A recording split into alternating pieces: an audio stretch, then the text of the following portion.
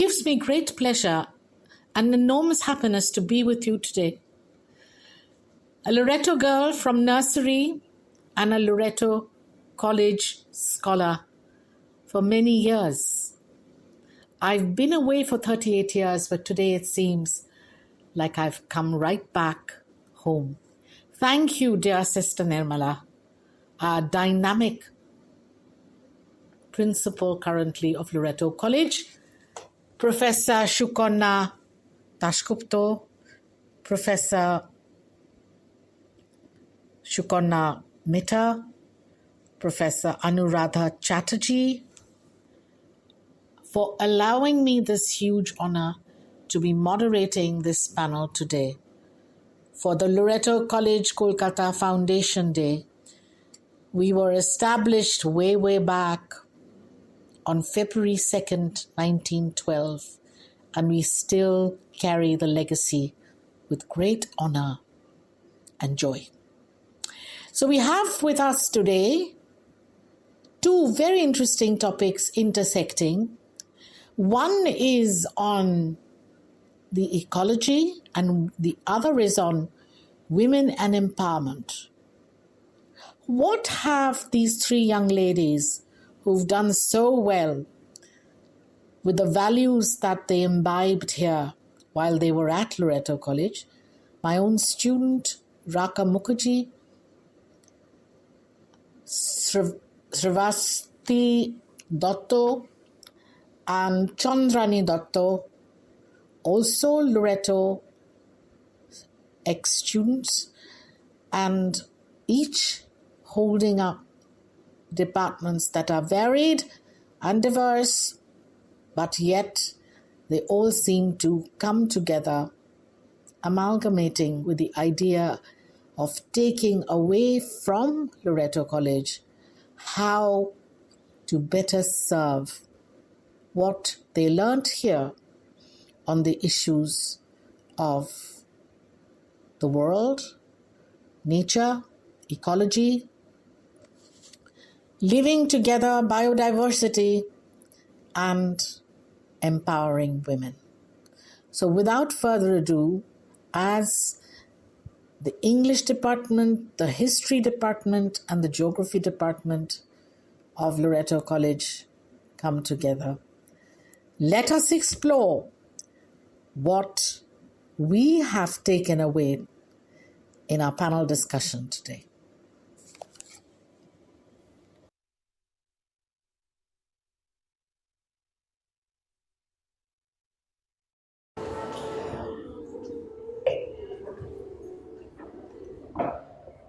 We shall now begin with a panel discussion on the theme Loreto's role in gender sensitization and environmental sustainability.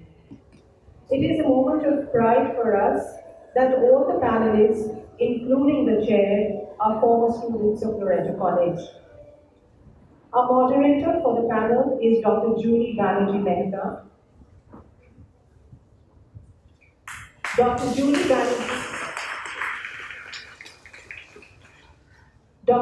Banerjee Mehta is a Calcutta girl who studied in Loreto House and Loreto College.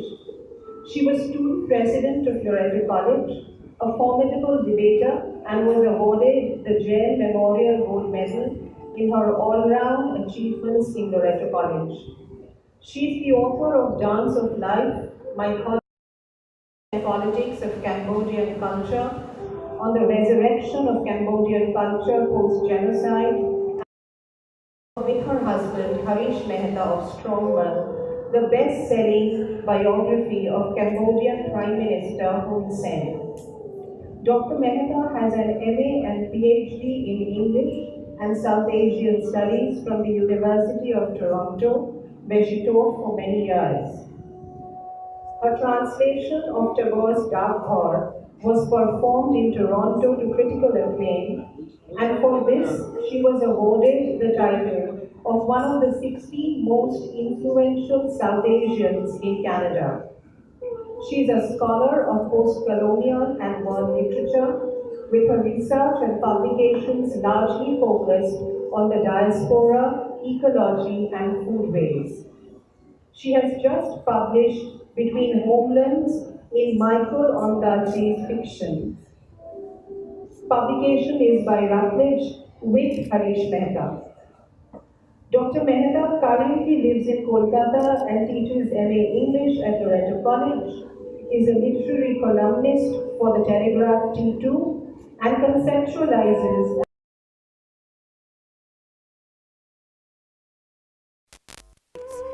the Rising Asia Literary Circle book discussions every month.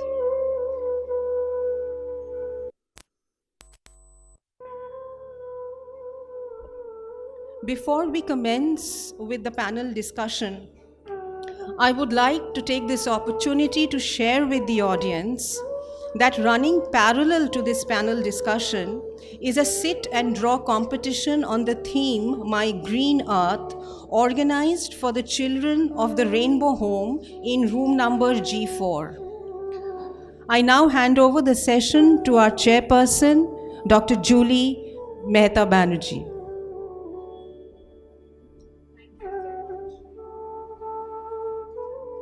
Thank you so very much, Professor Porna, for this wonderful introduction. At home, I always do. And of all these speaking engagements, this is where I feel the happiest. Salutations to Sister Nirmala, who's been a dynamic force for me after coming back from University of Toronto. And I feel right at home, as I said, with all of you. Thank you for being here this morning. On the panel, it is such a pleasure to see young Loretoites from Loreto College who have done themselves proud and done us proud. And the topic today, I think, is right up the street, which intersects in a very interesting way two composite, comprehensive, and literally cutting-edge ideas of sustainability and the ecology with the issue of being sensitive to women and gender issues, especially women's issues.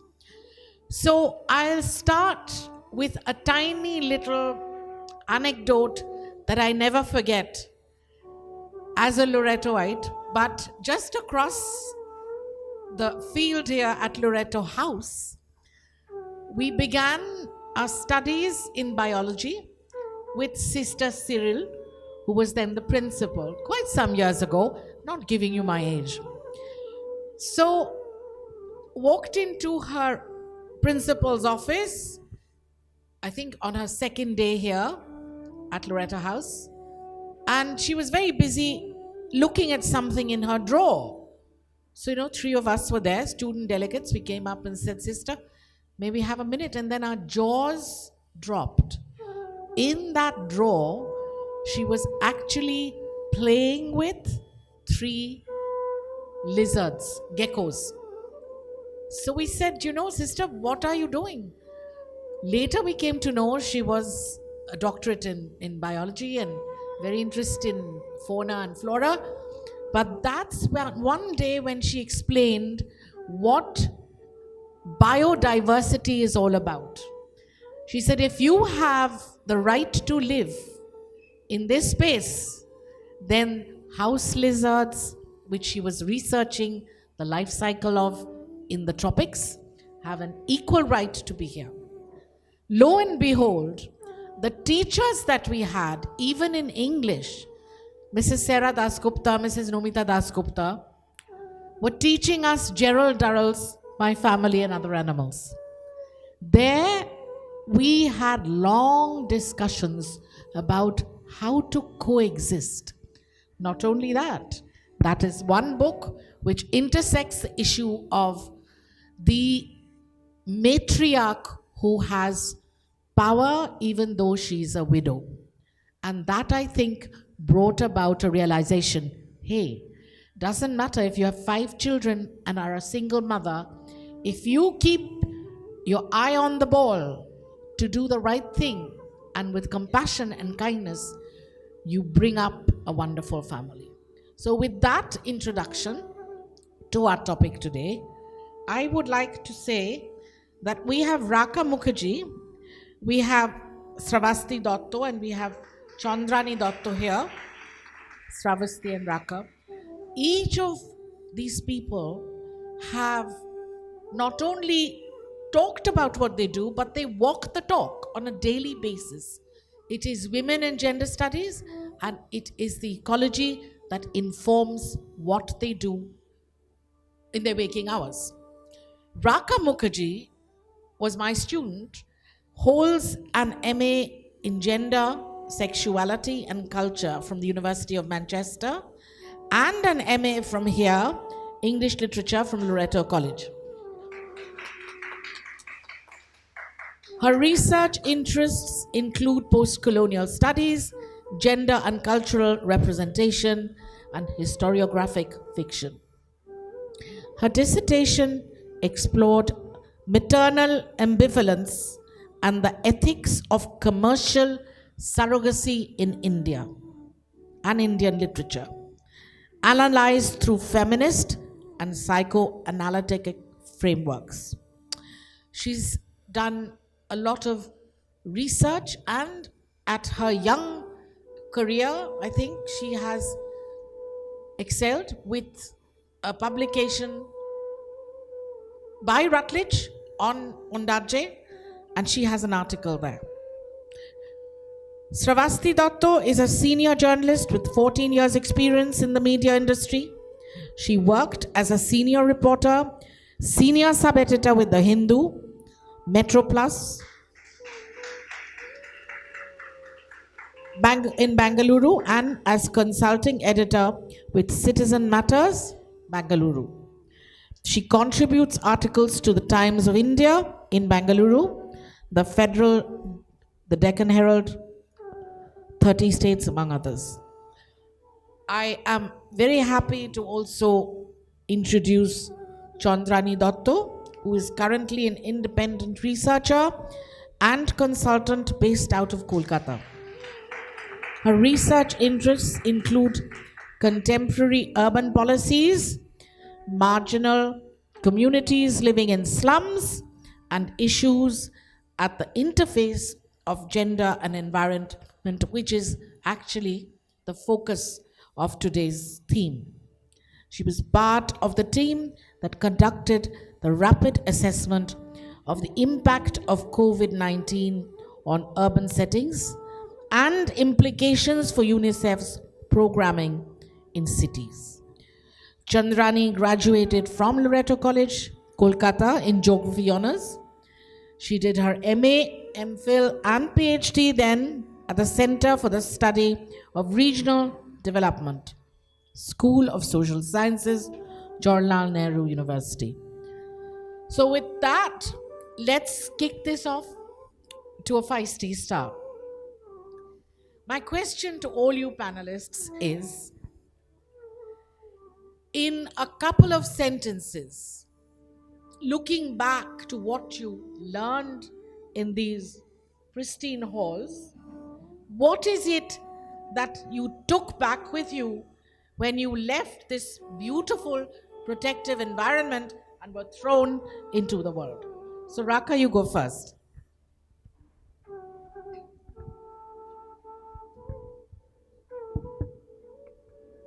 Hello. So firstly, I would like to thank Dr. Julie Mehta, Sister Nirmala, and all my teachers present here. When I come back here, I come back home. This is my home. I've done my graduation and my master's from Loreto College.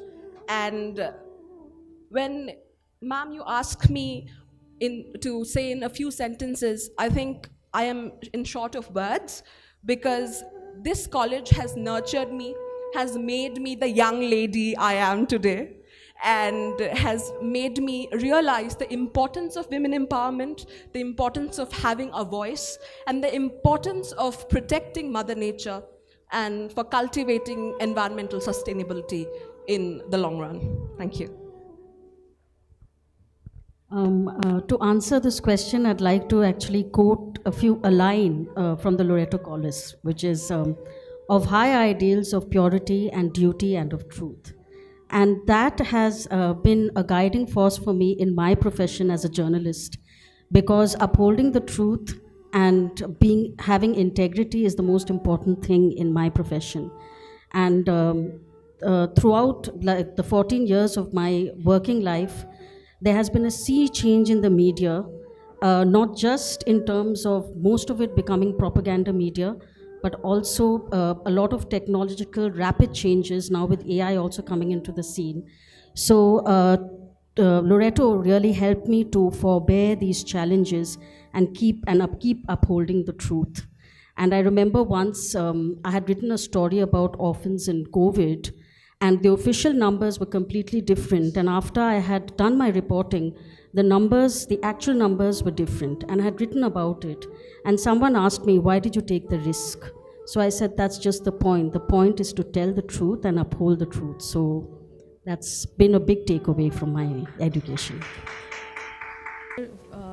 It's a huge opportunity, and I just want to kind of reflect back, because not today actually, this year actually marks both Shravasti and mine, 20 years, leaving college. So we left in 2005, and I think both of us are back this year. So I just remembered in the morning. So for me, this college, as I will kind of, I remember one thing, the first day in our class, and I'm from geography, so our teachers told us that yes, we have the books, but what you are going to study is actually right outside the window. So basically kind of telling us right from that beginning that the world outside is basically what you are going to study, not sitting in the classroom. So I think that is something I kind of took it right from there. And we had field work, which was a very important component, and which is still, I'm still conducting field works myself still. So I think that particular sentence, which was, right in the, first class, I think all of our teachers had told us that, the world outside is going to be your classroom. I think that has remained still, and yes, so I take it from there, and I've been trying to kind of carry that forward till now. So thank you. So straight on the heels of that memory retrieval of the fact that it was this institution that gave us the courage to go up there. And honestly, I think we are made of such stuff here that you can pretty much stand on any platform anywhere in the world. I've never felt that I am challenged in any way. In fact, I feel we have an eye on the West, the Far East, as well as us. So I think our understanding of the world is what the Loreto exposure gives us. Okay. So from that, can you remember an anecdote from your time here? Anything you read which was discussed or which brought you to where you are? Sravasti talking about truth, the values which were inculcated. You talking about the fact that what incomposite made you, and Chandrani talking about the fact that she remembers with gratitude the what she took away for 20 years. She's been giving that to the world. So let's talk about specific things in the classroom. So Raka, would you give us an idea? I think there are several anecdotes, but I particularly remember two. The first day of class during my graduation, Dr. ADG told us about Rasha Sundari Devi and how women's education and women's empowerment, how lucky we were to sit here in the classroom and receive education. How so many women before us have struggled and have thrived because of their own sheer willpower, and how lucky and fortunate we are to sit here and receive the education from such wise professors. And they were not just our professors, they were our guide. And I think after that, cut to my master's class, I think we were discussing in your class Gerald Darrell's My Family and Other Animals. And in several texts, through Shakespeare's Midsummer Night's Dream, through Gerald Darrell's discussion of the island of Corfu, the idea of sustainability, environment, and women's empowerment were all intermingled together. So even during, I had film studies during my graduation. We had film screenings of Satyajit Ray's Aronya Din Ratri. So we were always amidst nature. I mean, look at the beautiful lawns of this college and all our trees, all the house plants. Everything is so close to our hearts. I mean, we have Wordsworth, our dearest Wordsworth, the famous Loreto College tree. All the students are aware of it. So I think there are these several little anecdotes made me aligned with Mother Nature, with women's empowerment, and with the fortune that I have to be present here in this generation and to receive so much wisdom through nature and nurture. Make a segue for. The intersection of the nature comes into this idea of the Anthropocene. It's nothing new to us because in Loreto, the idea of sharing, the idea of not just being privileged, but being able to share how privileged you are, that was the center, the front, and the focus of our education. In the classroom, through leadership, training, service, many of us went to LTS, might remember.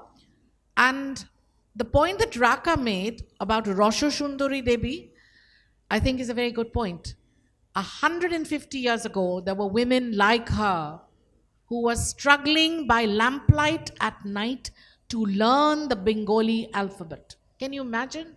If they were caught, they would have hell to pay. They'd be beaten up. And this is what the shoulders of the women we stand on today are, these women of courage and substance. Never forget that. Sravasti? So I had the good fortune of being in the history department, and we had the best professors. I'm very happy to say that Professor Anuradha Chatterjee is right here, and I'm very, very grateful to her because she shaped a lot of my viewpoints. And I was part of the Dramatic Society, and we performed the play Antigone, Sophocles' Antigone. And before any production, we would have in-depth discussions about the play. And Antigone was, the main character. She defied state laws for the burial of her brother. And she defied stereotypes of women and gender. And that stayed with me. And it was only because of the in-depth discussions and the learnings from Professor Chatterjee that, that I was able to understand a lot of things about gender. Another thing that I remember is that we had a Midsummer Night's Dream production, which we held in the lawns, and it was one with nature. And so a lot of my journalism is an intersection between art and environment. And these learnings in the college really helped me in my work.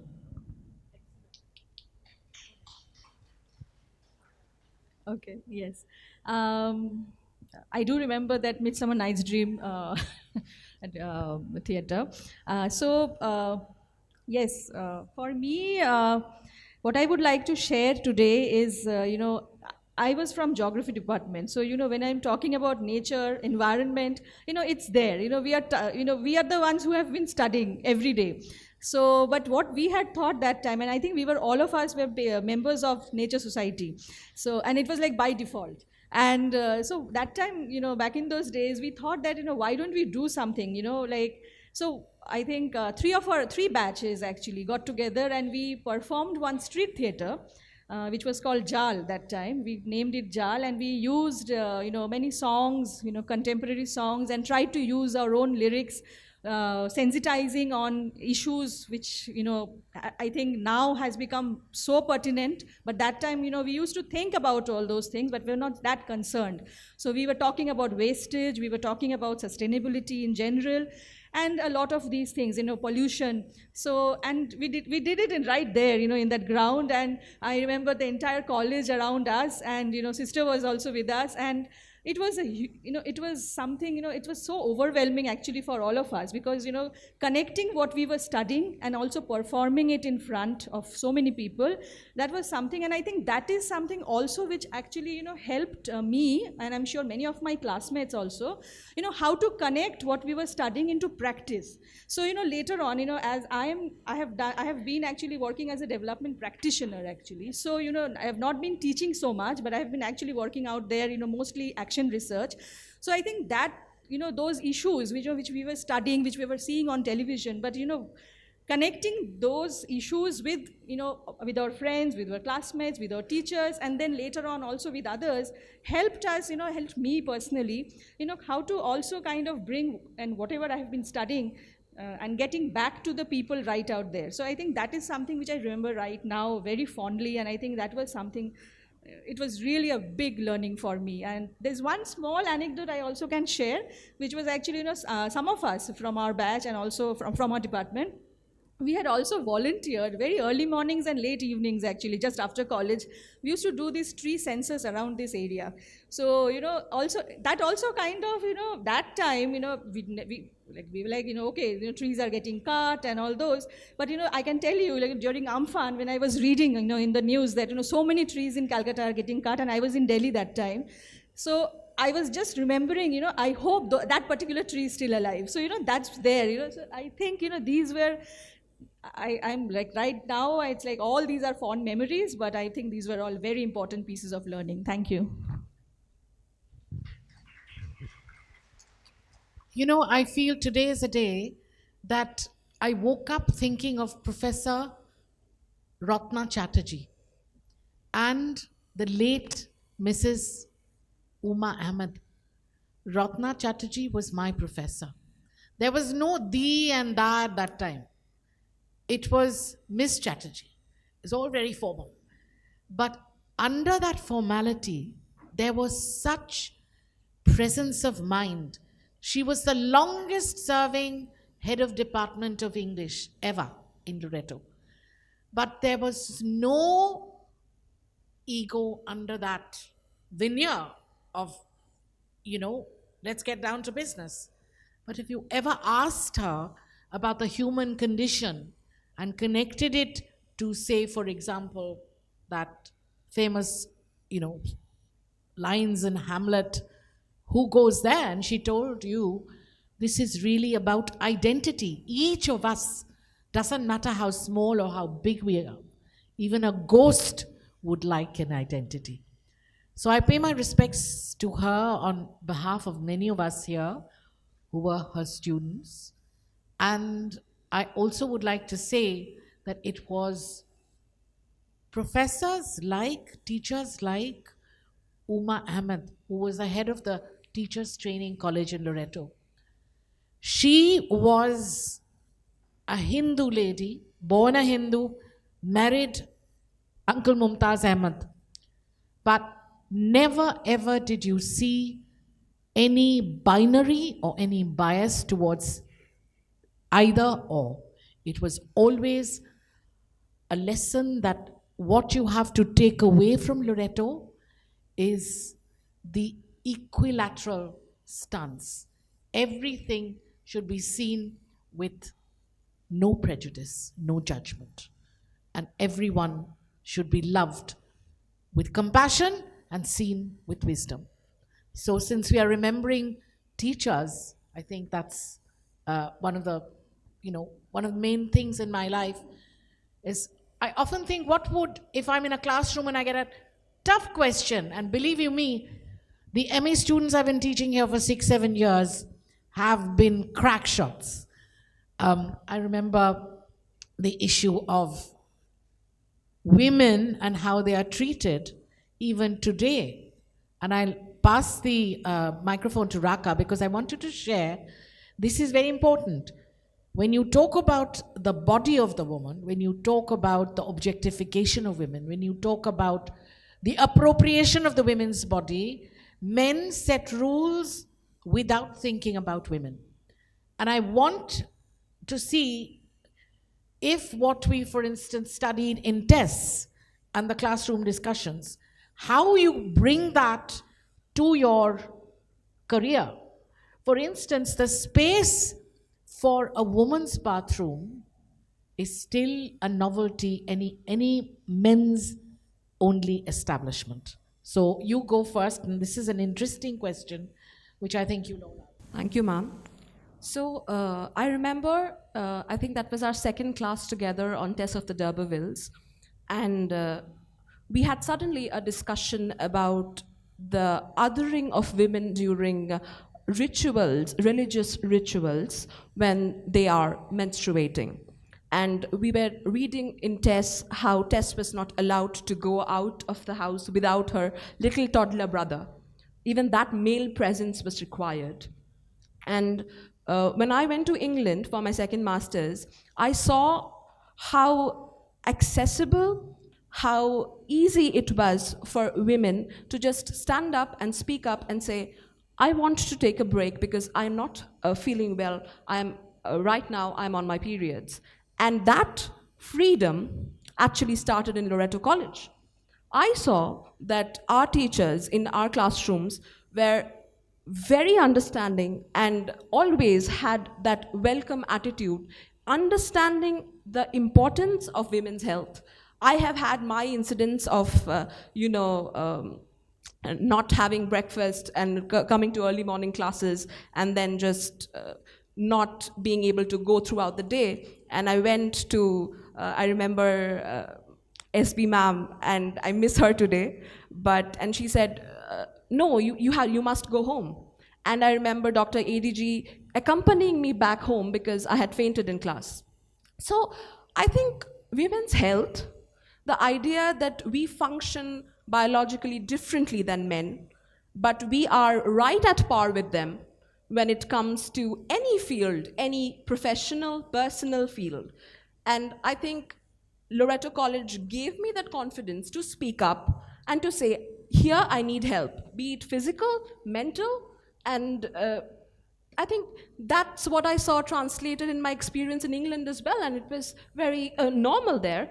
And for some people for some women who were coming from institutions where this was not normalized, they thought that, okay, we are in a first world country now, and see, everything is so free here.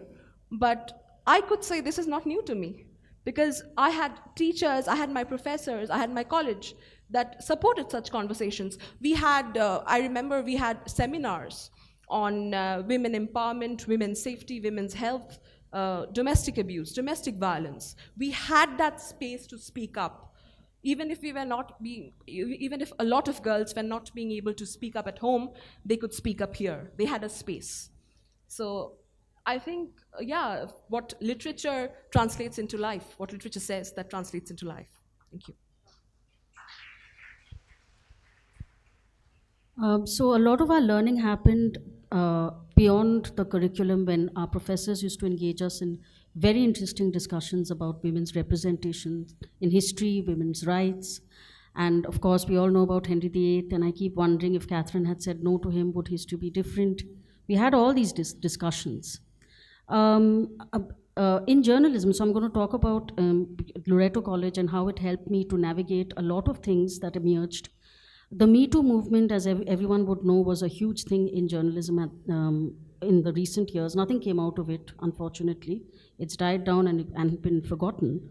But the place of women in journalism was something that, really something that made me think about what is our place in journalism and how many leadership roles and editor roles do women have. This was something that was confronted, and I was glad that because of my education in Loreto College, I had some things to contribute and see. Another thing that I'd like to talk about is representation of women in the media. So, for example, farmers.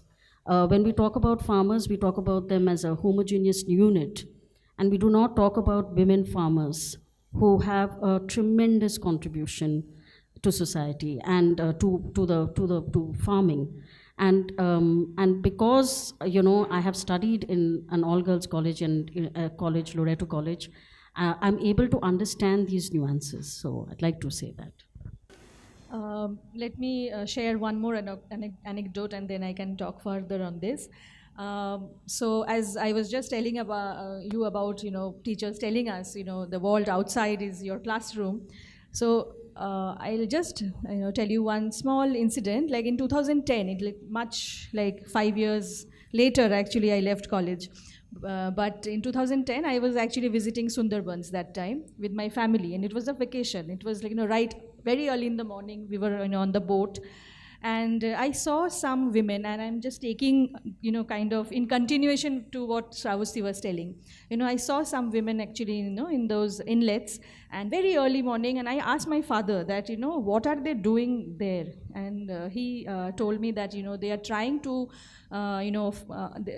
trying to collect those seedlings, the prawns, what we have, the seedlings actually. So it kind of stuck in my mind. And I kept thinking about them. And later on, actually, I started reading on them. And I'm happy to say that, we just published one article with one of my, seniors from this college, Tanisha.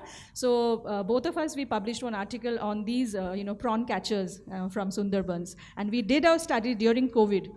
We tried to talk to these women, and later on we visited some of them also. So why I'm telling this incident is basically, like what we have been sharing right now. Getting to see the world there and trying to actually get the impact which actually happened on us. It affected us. Our teachers used to say when we were out there on the field that, when you are talking to them, don't think that you have come from a city.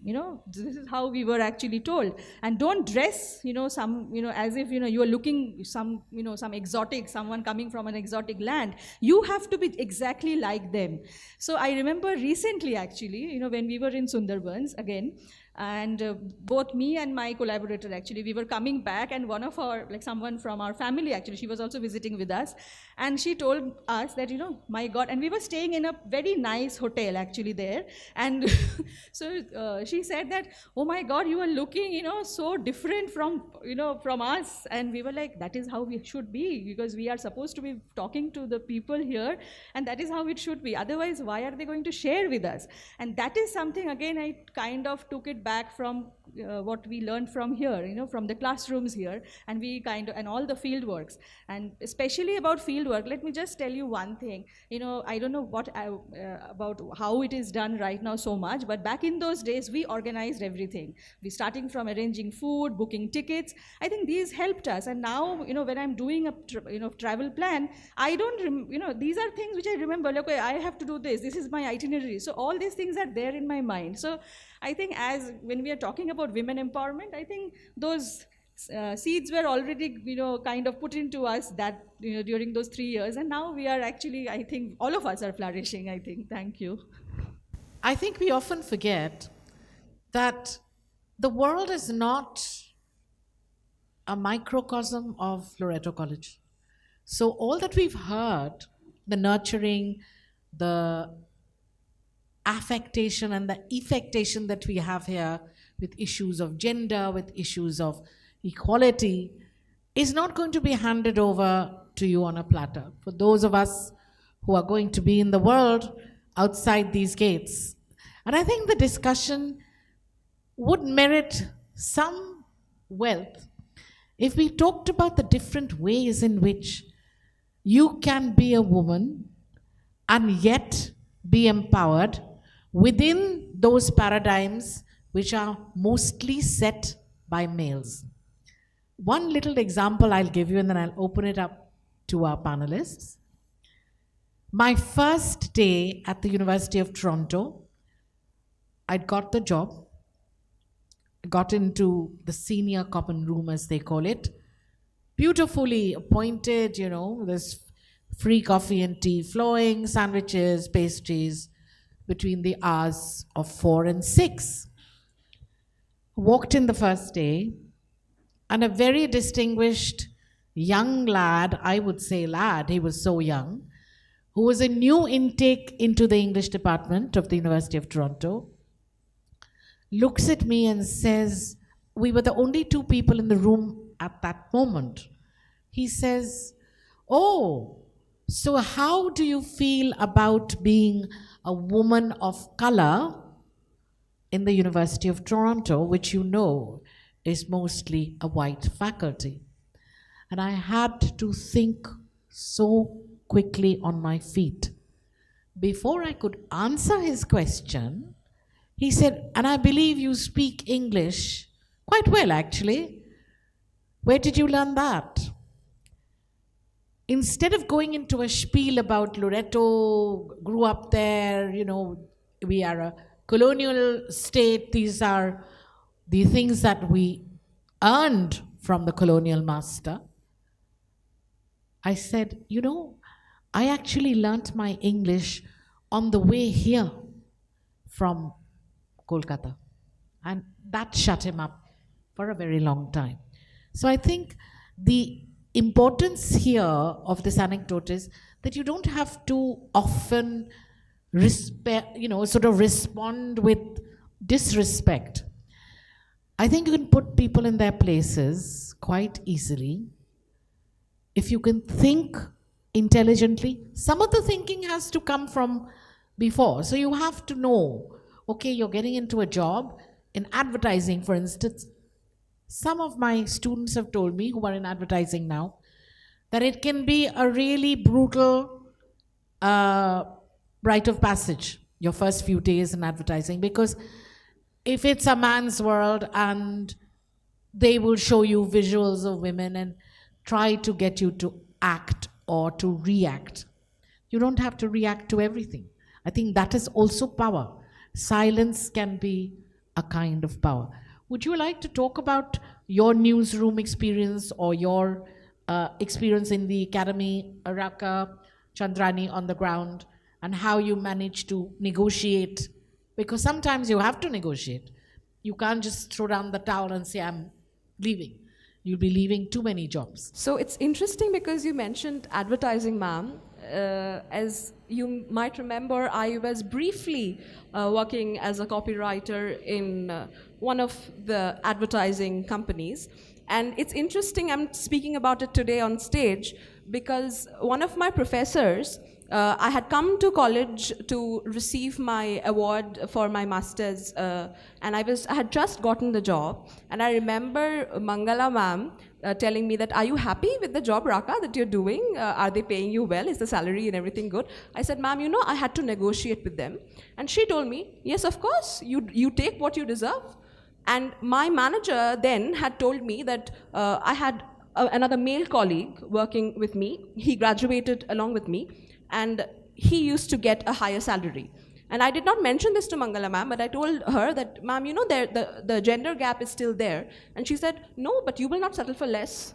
I know you will tell her, you will tell your manager that, yeah, this is what I deserve and this is what you give me. And I did that, and I got the raise. And ma'am does not know that I got the raise, but she helped me. She told me that day that don't leave your ground. And although because of office politics and I wanted to pursue further education, I left the job. But that gave me the confidence to ask for what I deserve. Because men have made the society, the patriarchal structures are propagated not just by men, by women as well, but because my manager was a woman. And she thought that was normal. But our professors here, the college here, and the life here gives us the confidence to go out and speak back, talk back to the society, which still thinks that a woman's place is beneath a man. This was when I just started out in my career. I was a cub reporter, junior reporter, and my male colleague was supposed to go to to Chitradurga in Karnataka for a night assignment and come back the next day. And he bailed out, and they said, oh dear, what do we do? And so I said, I'll go. And they said, you'll go, you're a woman, you've just come to Bangalore, how will you manage? I said, don't worry about that, I'll go.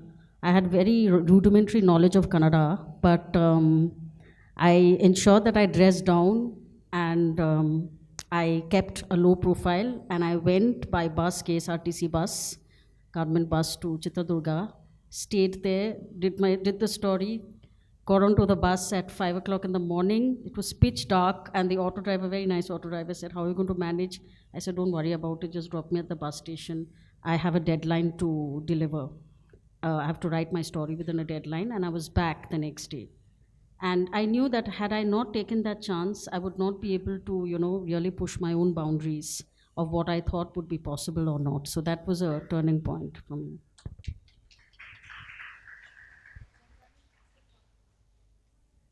I think I can just share from my field work, PhD field work, which I did in the Kolkata slums. So I had selected 6 slum pockets. And, the first thing which comes to everyone in the family, okay, you are going alone in the slum. So that's what actually happened to me also. So my parents and everyone. So I said that, yes, that's what I'm going to do. And, so what I used to do the first day, so I used to just first, just go to the slum, on the first day, I just look around and then, talk to certain people. And, that fear was always there even within me that, okay, it's a different place. Even within the city, it's completely different. So that fear used to be there. But on the second day, it completely changed, because I think that's how we also navigate different spaces, like anywhere you go, the first day is very different. But then the second day, I think, you are again completely on your own, and you think that you are actually part of where you are, where you are going, where you are walking. So I think these were all there. And as someone, who are always, as a woman actually, who are always told that, don't go out at night, don't go there, don't go here. But I think it was the college, the field works, 3 field works we did here. All these stayed on, and currently I'm still, conducting field works, going on my own to different places. And whenever people tell me all these, and I'm like, yes, this is my job, and I'm going to do it. So, just like you are doing it. So that's how we have to kind of tell certain people back that, this is my job also, and I'm going to do it. So that's it. So, yes. Thank you, Chandrani. I think we're coming close to our 11 o'clock deadline. I want to put out there to you one thing. It's a short but a very effective word of caution. All the panelists have told us how you have to have a sense of courage, a sense of pushing the boundaries and making sure you get what you deserve. 100%. But when it comes to women's safety, I think you have to trust your intuition. And you know very well, if you go on a date night, even when you're earning your own dough with the sweat of your brow, the fact is your drinks can be spiked. And they're often spiked, not just in the West, but if you're going out here, with people you don't really know, or a guy who's asked you out for a first date, I think you would be careful, especially from the workplace, because there's always that key they have of blackmail. So I don't know, in my world, my intuition has always helped. And then, of course, you think, as a woman, you think, I will do it to this point. But if I go beyond this point, and maybe you'd call a friend and say, "Hi, I'm going out, just want to let you know that, make a joke and say, if you don't hear from me tomorrow morning, make sure the police is out searching for me." So that it doesn't really come to that. I think women's empowerment is also about self-love, self-respect, and looking out so you don't get into a situation which you can't come out of. Sravasti and then Raka. Yeah, I completely agree with ma'am. I mean, it's very important to trust your intuition and to go by it and take good counsel, good advice. Again, I'm sorry, I'm just keeping on going back to journalism, but I haven't done that kind of journalism, but a lot of journalists who go to conflict zones, they have a proper training, like a proper, probably a year before they go. And even then, they have to keep training themselves. So it doesn't mean that it's not bravado. There's a difference between bravado and courage. So bravado is just thoughtlessly just doing whatever you feel like, but courage is where your wisdom is working as well, and you take good counsel. So I think that's a very important word of caution. I think that needs to be followed.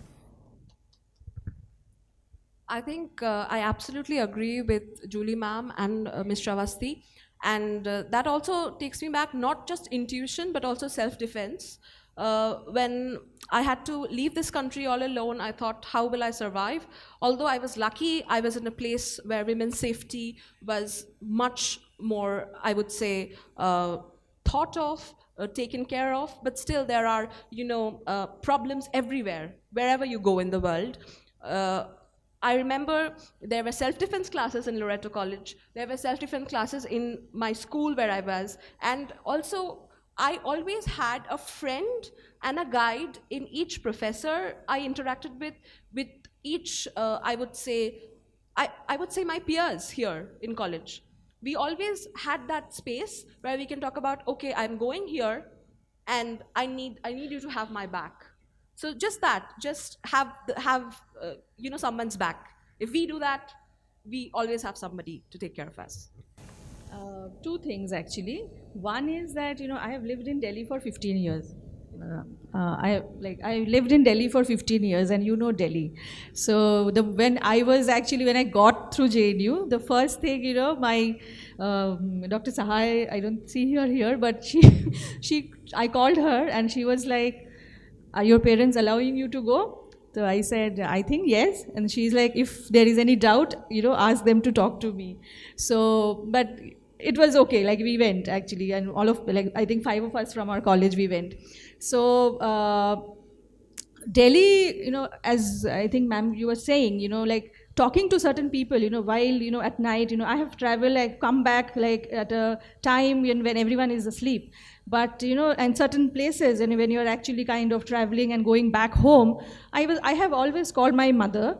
And sometimes I've actually tried to show to the driver that I'm actually talking to that person, to someone I know, so that that person knows, that person who is driving, that okay, she is actually kind of talking and in contact with certain person, because I happened to stay in that road where actually that very gruesome case happened. So it was very close to where I have stayed. So I know the perils of that incident and how it had unfolded.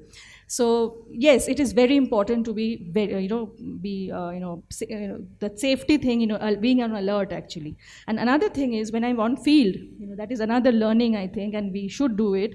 That always, we shouldn't actually disregard what the locals are saying. It's very important.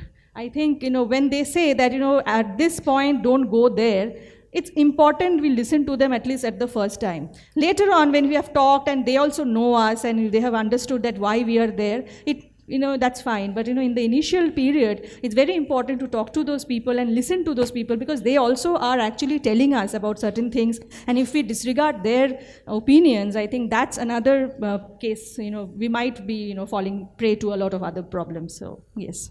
Thank you. So you can see how a multidisciplinary panel like this, English, history, geography, amazing. This is the Loreto magic. I've been told that we have been given a little gift package for all of us for another 10 minutes. So why don't we open it up to the floor and see what they have to say? So go right ahead and ask your question. Women in ecology, come on guys, this is current flavor of the month, flavor of the year. Someone from there?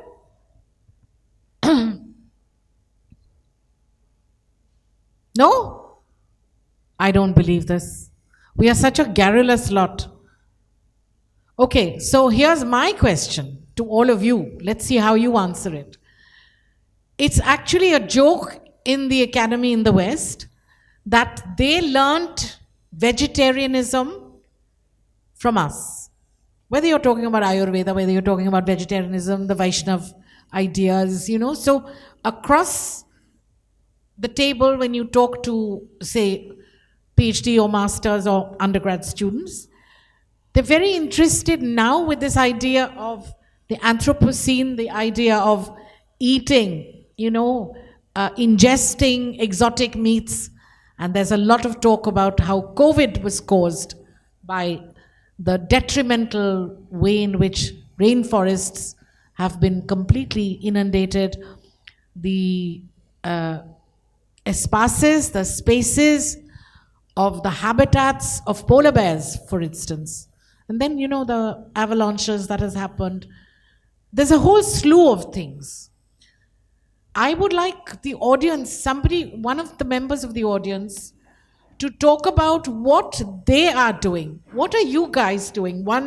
Any one of you can stand up and tell us, what are you doing on a daily basis to see that you are doing something for the ecology? Anybody at all? Come on, let's have some interaction. It'll be nice. No, I think they want to hear our voices and us to do the work. Okay. So go ahead, Raka, from you. I think something that I do is very simple, but staying alone can be very difficult and challenging at times, especially when you're 8,500 kilometers away from your home and your loved ones. So, something I found very nurturing and helpful is there's a culture of sharing and gifting houseplants. And I have my fair share. As I know, Dr. Mehta loves gardening, and she has this connection. And I think among the houseplants, I have an odd favorite. It's a cactus that I had gotten from the accommodation I was staying in. And I could not, obviously I could not bring it to the new accommodation because they would be like, why are you bringing a cactus the first day you walk in the new accommodation? So yeah, I think I have begun to gift houseplants because I feel like if we can just do that much, just take care of one houseplant, two houseplants, and just make sure that we are contributing to nurturing. And sometimes I feel like the act of taking care of, like feeding stray cats and dogs, or keeping houseplants and watering them and nurturing them, I feel like that just gives us a segue into doing the minuscule to the macrocosm of taking care of nature. I think, yeah, so that's my contribution. You spoke about vegetarianism, right? So, I just like to say that vegetarianism in India versus vegetarianism in the West are a bit different, because vegetarianism in India is more to do with caste, to be very, very frank. And in fact, the lower caste, the Dalits, they mostly have their history and their culture is very different, and it's born out of oppression also. And so they tend to eat obviously meat. Now the point is that where does meat eating become a problem? It becomes a problem when it's factory produced and in huge quantities, mass quantities. And I was just watching History Channel the other day, and it showed that the size of the burger in the 1950s was this small, and now it's massive, it's huge. So that kind of meat is also being produced, and as a result of which there is definitely a lot of environmental concerns.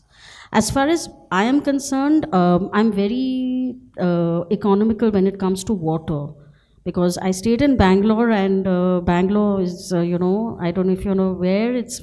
We're worried that it might become a zero water city during summers. So, and then it has a other problem of flooding during the monsoon. So water is very, even if we stay in Kolkata and we think we have water all around us.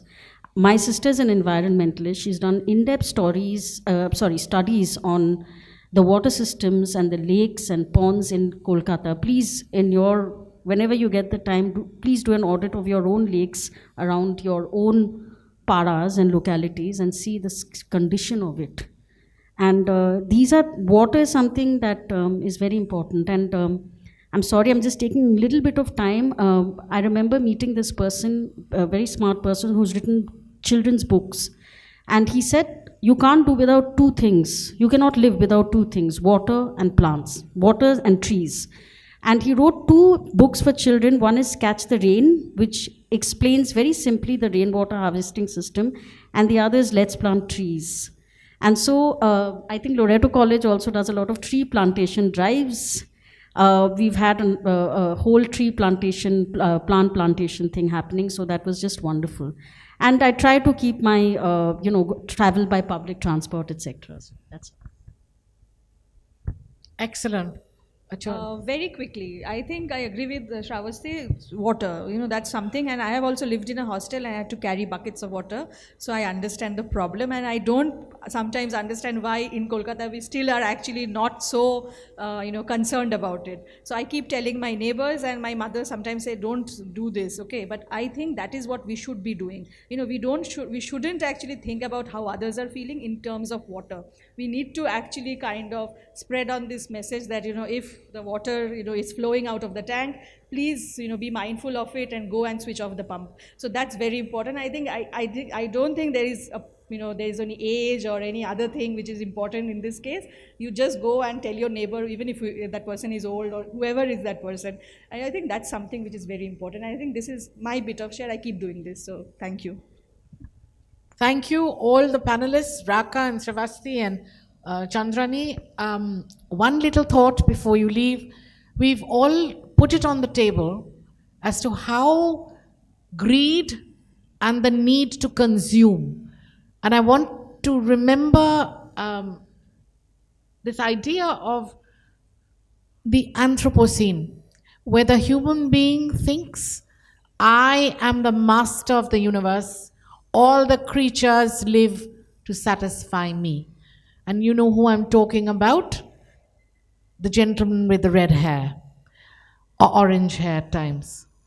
But keeping politics apart, I think one other thing you can do is all around you spread the message. Consumption is not really fashionable anymore. Deepesh Chakraborty tells us in the recent research, I don't know whether the numbers have gone up. Raka, do you remember in class? 21 billion kilos of chicken are consumed by human beings. I mean, I can't even imagine 21 billion chickens. So I think we have to think about how patriarchy, how the male need to dominate, and the human need to consume without thinking of what the future holds or for the next generation. So I think this panel has been at least been able to touch, hopefully, some of the points that are important and which we can all contribute to. Thank you, everyone.